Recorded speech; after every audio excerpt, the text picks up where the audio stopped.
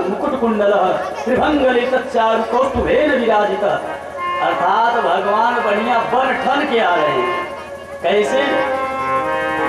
ऐसे जैसे नाचने वाले आते हैं ना, साफ क्या श्रृंगार, नचनिया साड़ी पहन के आ जाए, लोग धोखा खा जाते हैं। सही सही है कि कोई बन के आया है कि नहीं? आज भगवान स्वयं नृत्य करने के लिए आ रहे हैं।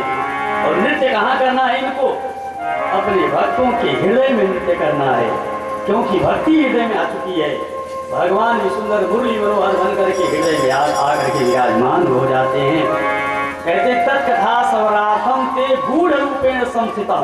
गूढ़ रूप में यानी कोई देख नहीं सकता, चाहे जितना सीसीटीवी लगा दे। गूढ़ रूप में भगवान विराजमान हो गए। अब तो श्री नारद जी प्रसन्न हो गए, क्योंकि इनका सबसे बड़ा दुख यही था कि भक्ति के दुख को ये नहीं दूर कर पाए। अब पूछ बैठे महाराज, इस कथा को सुन करके कौन कौन से लोग पवित्र हो जाते हैं, आप हमें बताएं।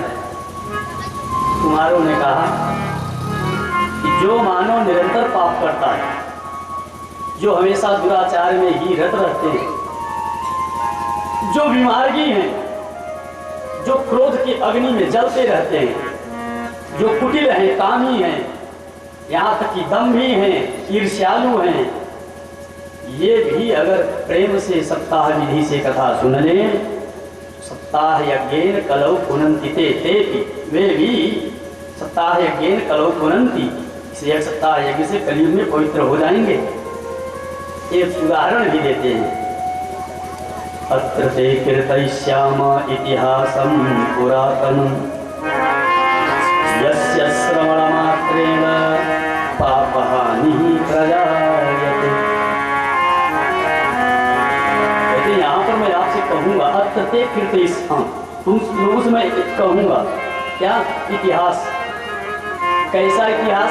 कहते प्राचीन इतिहास है। इतिहासं पुरातनम, प्राचीन इतिहास। और सुनने से क्या होगा? पाप हानि, सब पाप समाप्त हो जाएगा। तुंगभद्रा नदी के तट पर एक नगर था, उत्तम नगर, यत्र वर्णाः सुधर्मेण, चारों वर्ण के लोग थे, अपने अपने धर्म में रत थे। और उसी नगर में एक पंडित जी थे, आत्मदेव नाम। कहते हैं जिनके ज्ञान का क्या कहना, लिख देते हैं, श्रौत स्मार्तेषु निष्णातो द्वितीय इव भास्कर। ये दूसरे भास्कर हैं, भास्कराचार्य मान लीजिए, चाहे भगवान भास्कर मान लीजिए। यहाँ पर तो भगवान सूर्य से ही आशय। कहते हैं भगवान सूर्य की जैसे गति सब जगह है, ऐसे इनकी हर जगह गति है। इतने ज्ञानी है हर विद्या में, और धन भी खूब है। भिक्षुको वित्तवान लोके, बढ़िया जजमानी चलती होगी चकाचक, धन की भी कमी नहीं है। और इनकी पत्नी है, बड़ी सुंदर है। जो पत्नी है नाम है तत्प्रिया धुंधुली स्मृता, पत्नी का नाम है धुंधुली, और बहुत सुंदरी है। कहते सुंदरी सुकुलोद्भवा, धुंधुली बड़ी सुंदर है और सुंदर कुल में पैदा हुई है। और इतना ही नहीं है, सूरा च गृह कृत्येषु, घर के काम में सूर है, बलवान, यानी आलस नहीं किए नहीं करूंगी ये नहीं करूंगी, नहीं, सब काम समय से घर का करती है।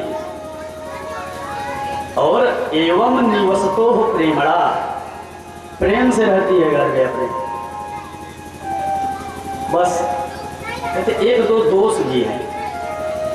क्या दोष है? स्ववाक्य स्थापिता नित्यम, स्त्रियों का ये सबसे बड़ा दोष माना गया है।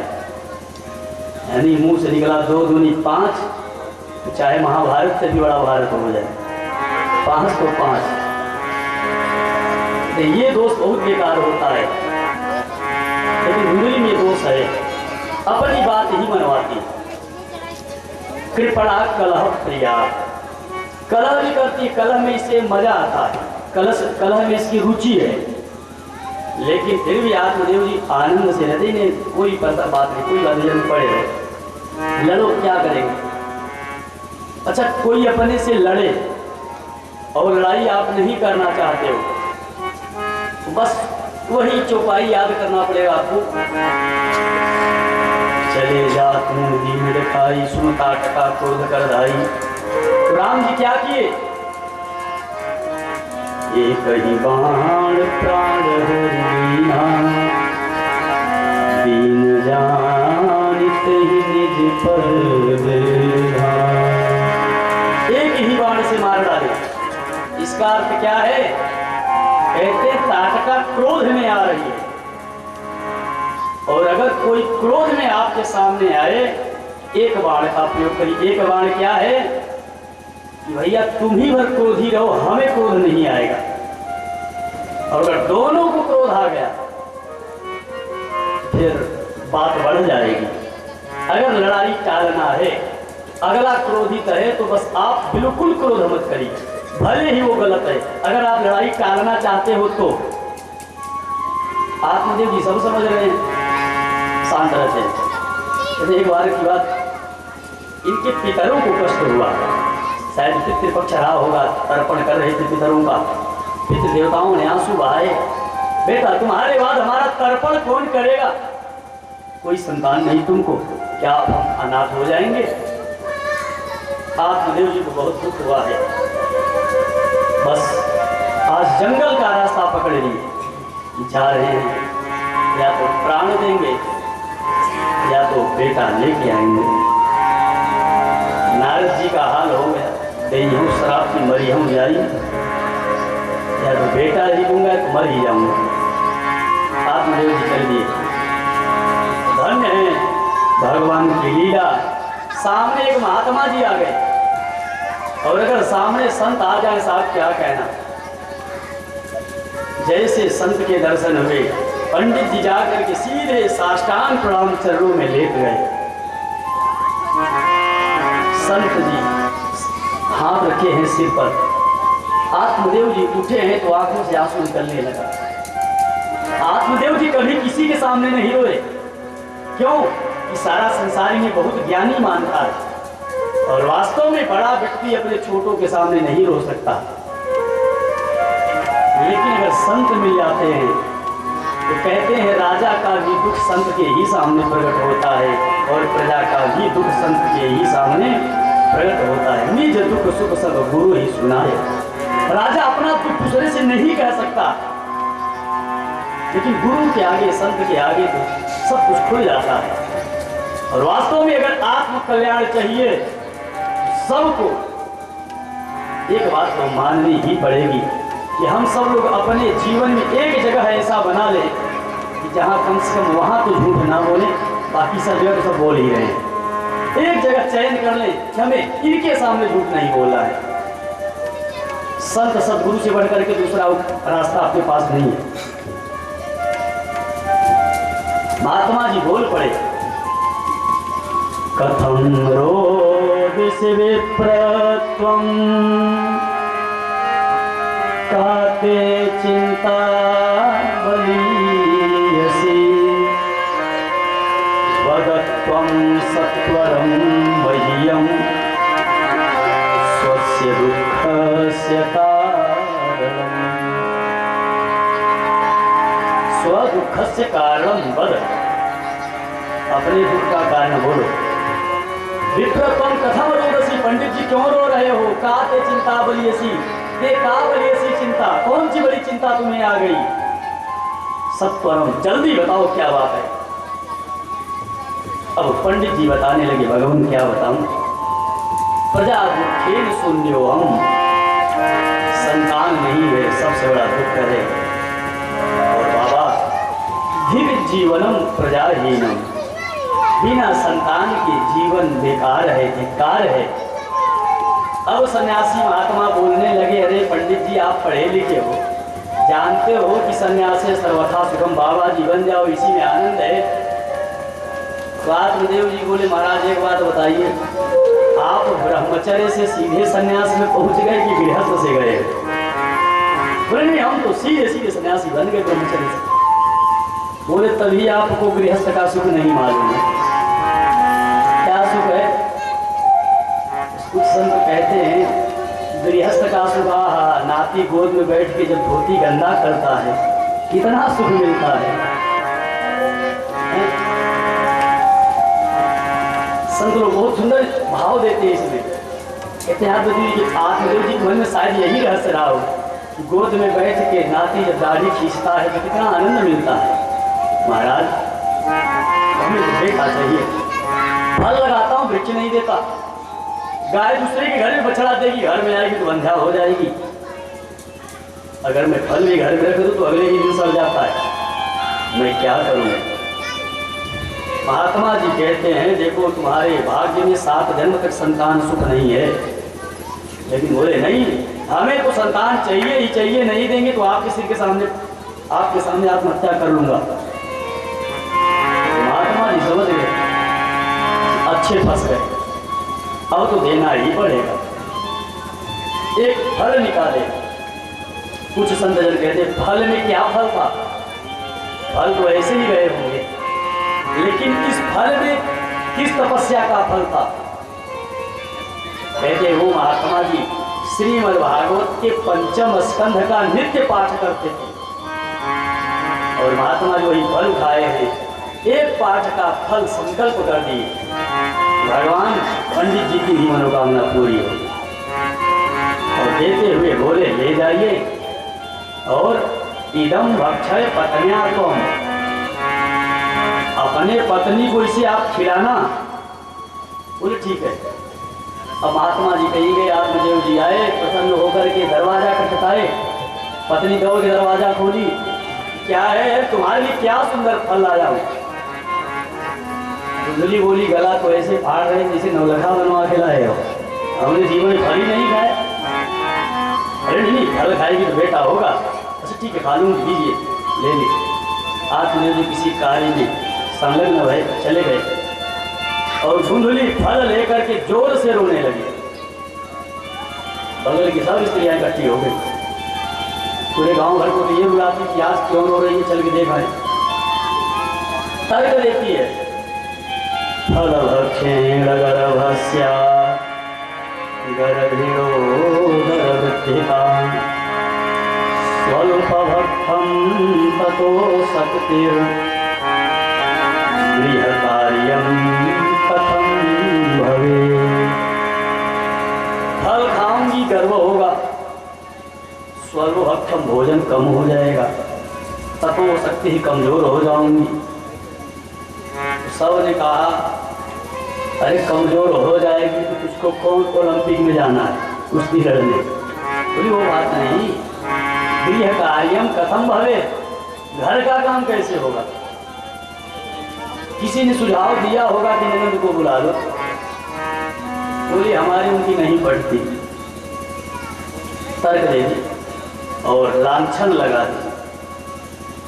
अच्छा जिससे जिसका नहीं पड़ता अगर उससे पूछो भैया उनके यहाँ आप गए थे, तो ये नहीं कहेंगे कि हम किस लिए नहीं गए थे, अरे वो ठीक नहीं इसलिए उनके यहाँ हम नहीं जाते। सीधे बहाना यही करेंगे वो ठीक नहीं है, वो हमारे व्यवहार लायक नहीं है। अपनी कमी कोई नहीं बताता कि वे हमें बुलाते क्यों नहीं।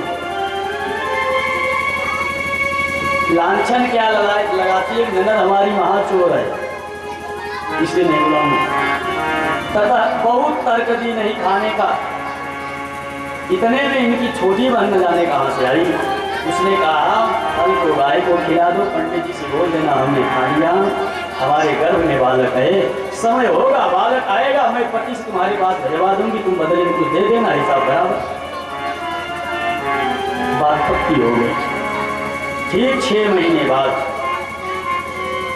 धुंधली के बहन के यहाँ बैठा हुआ, उसने अपने पति से भेज दिया और रात्रि में ही धन का हो गया सब क्रय विक्रय अदला बदली। प्रातः काल धुंधली जी बोलती हैं आत्मदेव महाराज बेटा हुआ। अब तो बड़े गदगद हुए आत्मदेव जी, मैं पूरन भूल गया चौपाई, परमानंद पूरी मन राजा प्रसन्न हो गए, समझ गया बुलाई बजाओ बाजा, लगे बाजे बजने। इतने में धुंधली से कहते हैं सब कुछ तो ठीक है बेटा हो गया, लेकिन लक्षण एक भी दिन नहीं दिखाई पड़ा कि बेटा होने वाला है।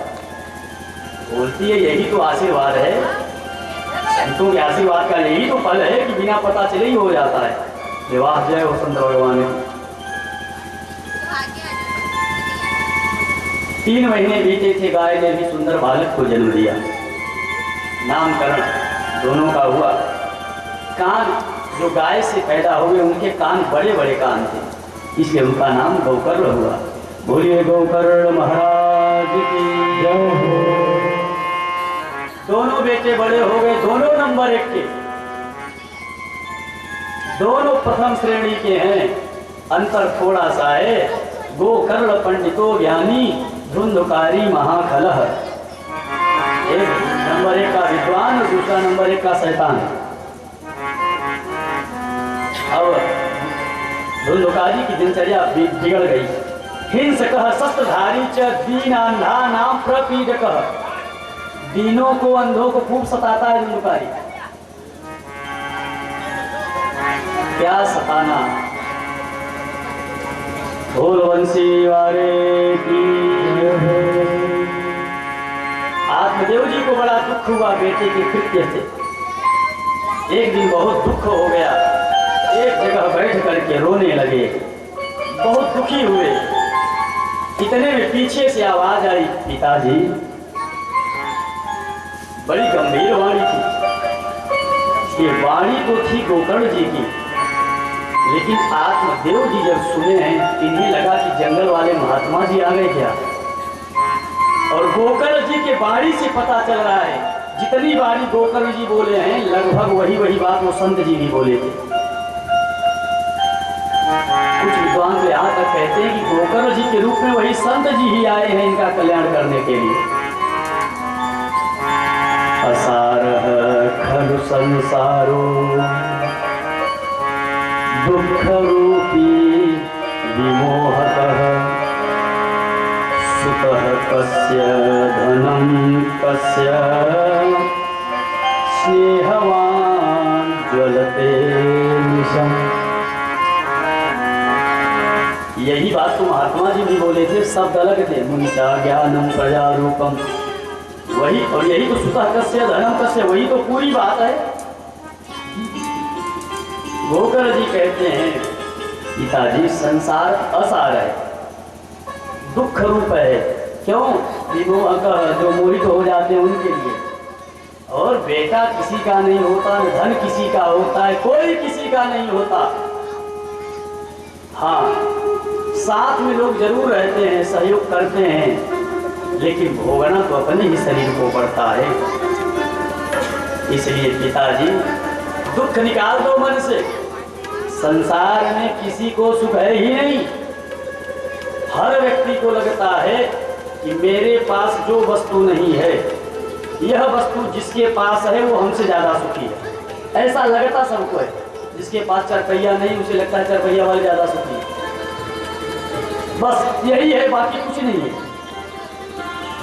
न चेन्द्रस्य सुखम किंचित न सुखम चक्रवर्तिनः। सुखमस्ति विरक्तस्य मुनेरेकांत जीविनः। न चक्रवर्ती राजा को सुख है, न इंद्र को सुख है। सुख एक को है, इसको मुनेरेकांत जीविनः। एकांत जीवी मुनि जो है उन्हें एकांत का मतलब नहीं जो अकेले पड़े भूत जैसे, इन्हें एकांत नहीं कहते। एक परमात्मा के चिंतन में ही जो मगन है वही एकांत में है और वही सुखी है। कुछ महात्मा तो ऐसे तो समाज में बैठे बैठे एकांत में चले जाते हैं, यानी परमात्मा के चिंतन में हो गए माला ले। बस बाकी हर व्यक्ति दूसरे को दिखाता है कि वो ज्यादा सुखी है। एक बहुत प्रचलित सवैया है, सब जानते हैं। दीन कहे धनवान सुखी, धनवान कहे सुख राजा तुम्हारी। राजा कहे महाराजा सुखी, महाराजा कहे सुख इंद्र को भारी।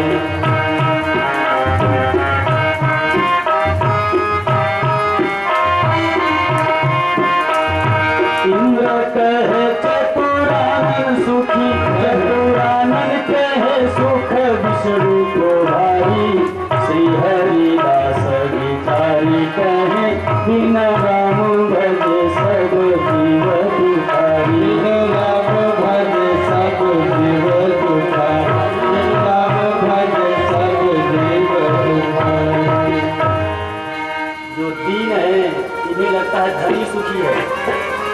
धनिकों से कोई पूछे सेठ जी आप तो करोड़ों रुपया कमाते हो महीने में, आप दुखी हो? बोले क्या करें, चुनाव उनाव में राजा लोग बड़ा टैक्स हमसे वसूल लेते हैं, देना पड़ता है। अब कोई राजा साहब पास आप सुखी हो? बोले हम काहे बात के सुखी, हमसे बोले सुखी महाराजा, अगर वो देंगे ही नहीं तो घोटाला कहाँ करेंगे, वो हमसे सुखी हो। तो कोई महाराजा से बोले आप सुखी? बोलेंगे हम किस बात के सुखी, कभी अकाल पड़ता है उसका भत्ता दो, कभी बाढ़ आए उसका भत्ता दो, हम तो प्रधान है भत्ते से, हमसे सुखी इंद्र है। इंद्र से कोई पूछा आप सुखी हो? बोले हमसे सुखी तो ब्रह्मा जी हैं। क्यों? बोले उनके एक दिन में मेरे जैसे 14 बीत जाते हैं। अब ब्रह्मा जी के पास गए, अरे बाबा आप तो सुखी हो, आप तो विधाता हो, सबका भाग्य लिखते हो। बोले लिखते जरूर है लेकिन अपना भाग्य आज तक नहीं लिख पाए। बोले क्या? बोले मत बैठे, हमको ही मारने के लिए दौड़ पड़ते, भागना पड़ता है जान बचा कर। हमसे सुखी तो वो है कौन? बोले मुरली मनोहर जी, भगवान हरि सुखी है हमसे। अब कोई भगवान हरि के पास गया, भगवान आप तो बड़े सुखी हो। बोले हाँ, कितने सुखी? अब कल्पना करिए, भगवान सोते कहाँ हैं? शेष सैया पर। हम आप दूर से देखें तो नींद उड़ जाए,